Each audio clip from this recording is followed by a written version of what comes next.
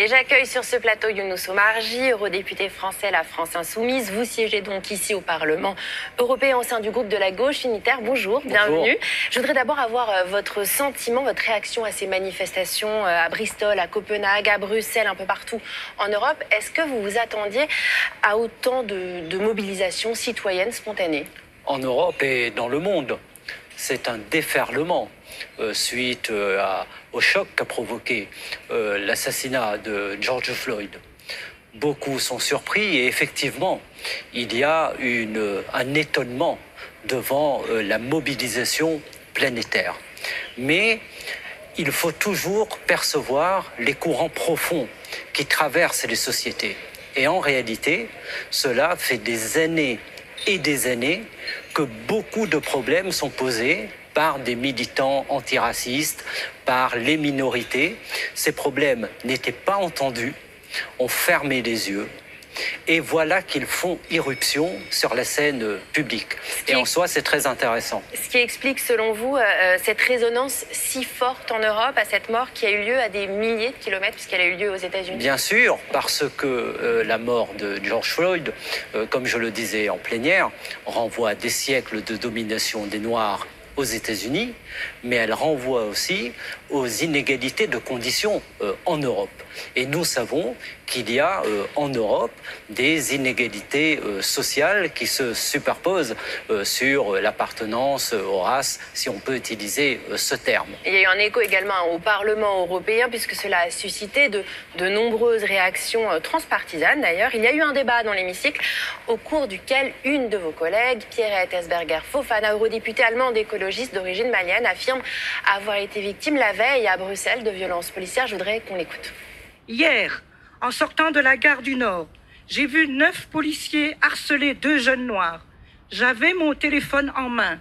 J'ai fait une photo de la scène avec mon téléphone, ce qui est légal. Les policiers se sont dirigés vers moi. Ils m'ont arraché mon téléphone des mains.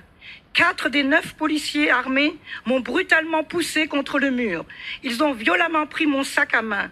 Ils m'ont plaqué au mur, jambes écartées, et un policier voulait me taster et me fouiller. Ils m'ont traité de façon humiliante. Quand j'ai dit aux policiers que j'étais député au Parlement européen, il ne m'a pas cru. Nous devons donc prendre des mesures concrètes pour bon nombre de personnes qui ne sont pas ici et qui n'ont pas pu échapper à la violence policière. Je vous remercie. Grazie. Grazie, onorevole.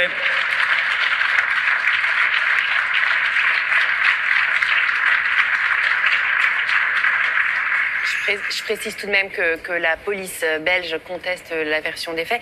Mais qu'est-ce qu'elle raconte, votre collègue allemand, d'une banalisation des violences policières, du racisme dans nos sociétés européennes, que l'on soit eurodéputé ou pas d'ailleurs? Bien sûr, elle raconte le quotidien de millions et de millions d'afro-descendants, mais aussi de Maghrébins, de Roms en Europe, qui sont victimes de discrimination et de violences policières et aussi judiciaires.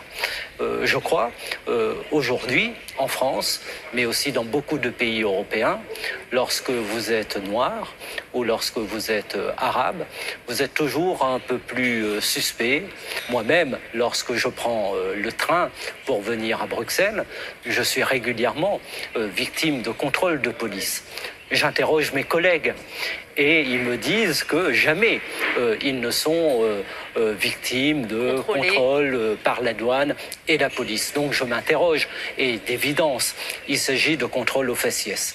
Donc, au-delà de nos propres personnes, ce que ma collègue exprime, c'est en réalité, et c'est ce que nous disons dans la résolution que nous avons adoptée, des situations de racisme structurel. Et il faut s'interroger sur cela pour pouvoir combattre véritablement les discriminations. Alors, durant ce débat dans l'hémicycle, la présidente de la Commission européenne, Ursula von der Leyen, a également pris la parole. On l'écoute. Je n'ai jamais fait l'expérience d'être traité différemment à seule raison de mon apparence. Je ne sais pas ce que c'est que d'être traité avec soupçon, jour après jour, dans la rue ou en faisant mes courses, à la recherche d'un emploi ou d'un nouveau logement, comme notre collègue nous a tout justement raconté incroyable La plupart d'entre nous dans cette salle ne le savent pas. Il est grand temps de faire plus qu'écouter, plus que condamner. Il est temps de parler du racisme ouvertement et honnêtement. On entend les mots très forts d'Ursula von der Leyen. Alors, l'Union européenne, quand est-ce qu'elle passe concrètement à l'action pour lutter contre le racisme? D'abord, je dis bravo à la présidente de la Commission. J'étais en plénière. Le discours qu'elle a prononcé est un discours aujourd'hui impossible dans beaucoup d'États membres et en France en particulier. Ah bon? Oui, pourquoi? Parce que, si vous l'avez bien écouté, elle dit je ne sais pas ce que c'est. Et je vais formuler des propositions par rapport à ce qu'expriment celles et ceux qui sont victimes du racisme. Et au sein des institutions européennes, il y a du racisme, il y a un manque de diversité? Mais évidemment. Au sein même des institutions? Mais clairement. Et c'est ce racisme-là qui est intéressant. Ce racisme raffiné, non pas le racisme bête et méchant de personnes dont on attend finalement des attitudes racistes. Mais vous avez toujours cette forme de condescendance, parfois de paternalisme, qui renvoie à tout un continent mental. Et c'est tout ce continent mental qu'il faut extirper et qu'il faut connaître pour pouvoir lutter véritablement contre le racisme. Alors comment on fait avec des partis xénophobes et racistes qui engrangent de nombreuses voix en Europe? Dans ce Parlement européen, nous avons tous la conscience de la gravité du danger pour l'Europe.